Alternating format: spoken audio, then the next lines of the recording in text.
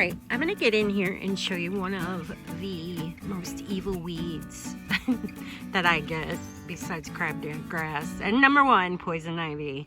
But this is not poison ivy. This baby is one of those horrible weedy plants that likes to wrap around your pretty plants.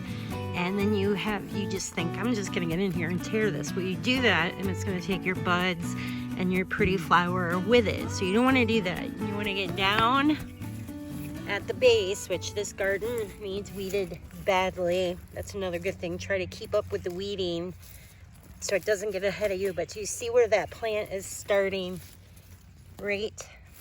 It's right here at the base of the soil. So I'm just gonna get in there and I'm gonna pull that out from the base. Try to get as much root as you can without disturbing the other plant. Luckily, the plant this one's wrapped around is just starting to bloom.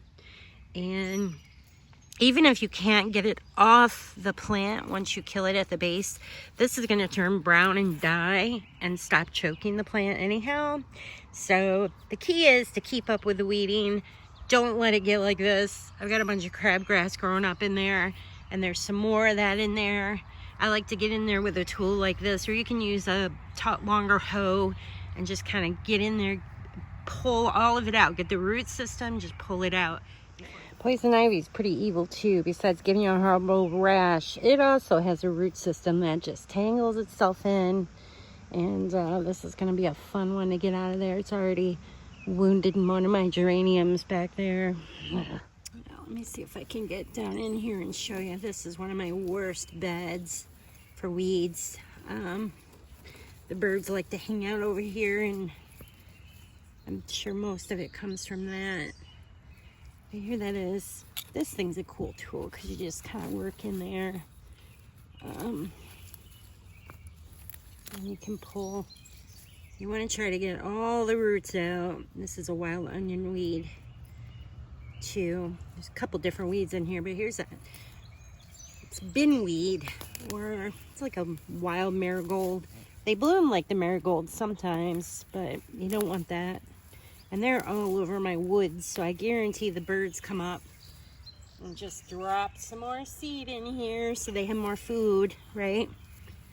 Yeah, just kind of move the plant and get around it with your little weeder. This is a nice one. I'll put a link to it in the description. I've had that one for years. I held on to it for a long time. I never actually used it. Here's a good example of that. You see that? That is that binweed, I think they call it. But that root system, I didn't get all of it. I got most of it. It goes pretty deep and it wraps itself around things, just like crabgrass. Get around that. Pull the weeds out. Let me get all that root system. Sometimes my mulch here actually helps the weeds too if you don't pull them before you mulch. But there you have it. Today's actually a great day to pull weeds. Let me get over there. I gotta get over this rose bush I have here. Yeah, the soil is nice and wet from the rain. Here we go. All right, here's a good example here. So just kind of get in. There's some of that horrible grass. Just kind of give it a little pull. So look at those weeds. I hope you can see this. I hope that's in the picture. Look at the root system is. I still didn't get the whole thing. That thing just wraps itself. It's kind of on the surface of the soil. It doesn't go super deep, but it's evil. It goes under everything. Like under my roses here, I have to just get in there. You can do that with a hoe too. Just be careful. It's better to get down into it and look. You give a little tug. Look at that. Look at that. Oh, I hope that was in the video. Look at this stuff. This stuff is evil. The one thing I like about it is I can actually get in here without gloves on and pull it out. Unlike poison ivy. You can use Roundup. I've done that. I did that in another garden just to see what it would do. And basically it took 2 weeks to kill it. I basically got all my good plants out away from the weed And then I sprayed it just a little on the weed itself. All this it died, but the stuff that in that root system, because it kind of just works itself all over, it got up into a few of the plants that were neighboring. The root system did. And so the stuff that was still tucked under the plant didn't die, but most of this did. This was all yellow and brown, but it took a couple of weeks. You can do that, or it's just as easy to get in here and do this. Just pull all this out. Just rework the soil. Look at all that. It's all in my mulch too. That's a bummer. I think it's just a common weed out here. I'm not sure where they come from, but that's how you do it. It's actually quite relaxing. Yep, see that one? It wrapped around the allium. But luckily the allium's pretty much done, so you could pull it, but you just want to go down at the base, and I did this last night already. On this one, I could see it here. I didn't feel like unwrapping it. Oh, maybe I didn't get it. Look, go down to the base, and you can find where it starts. Once you kill it, it's not going to keep wrapping, and then most importantly, it's not going to bloom and produce more seeds once you kill it.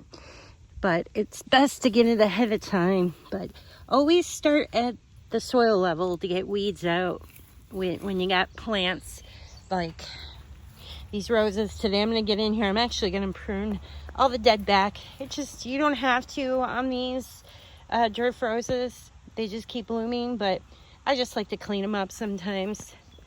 It's kind of relaxing, actually. And this one isn't a bad rose where you don't get so many prickers at all, actually. I don't even use special gloves with these because they're just perfect for enjoying like this.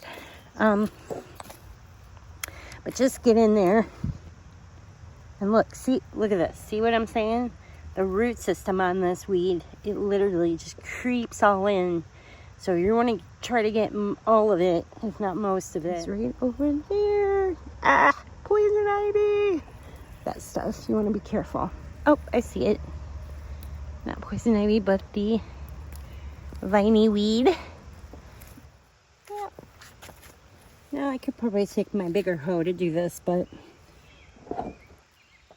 since I'm out here pulling those, I'm just gonna get down in there. Don't pull them like this.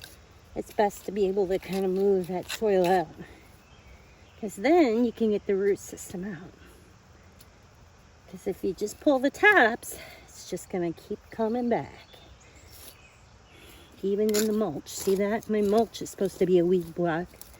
I just got some goodies coming up. Probably from the wind and birdies planting the seed. There you go. Just get it all out of there. Yep, don't pull that out like that. You will take the whole plant, all the flowers with it. I swear it's a plant. It's a weed that just wants you to kill your pretty blooms. So I'm going to get down in and look down in the base here for where I found it, where it was coming from. There it is. Sometimes you can tug it from the base, the root, and it will all come out. Oh, of course not. So I got a dangler here, I'm sure. I will get that. Yep. Oh, dang it. Oh, so close.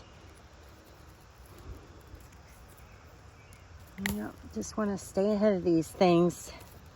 That's the other thing. If you do end up getting that weed in with something like roses, the rose doesn't usually tear off as easy when you pull these things off.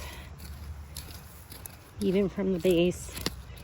Because, they're pretty sturdy compared to like Cosmos or annuals that you put in. Okay, get all that out of there. Now I'm going to get in there and I'm going to prune these. Yay!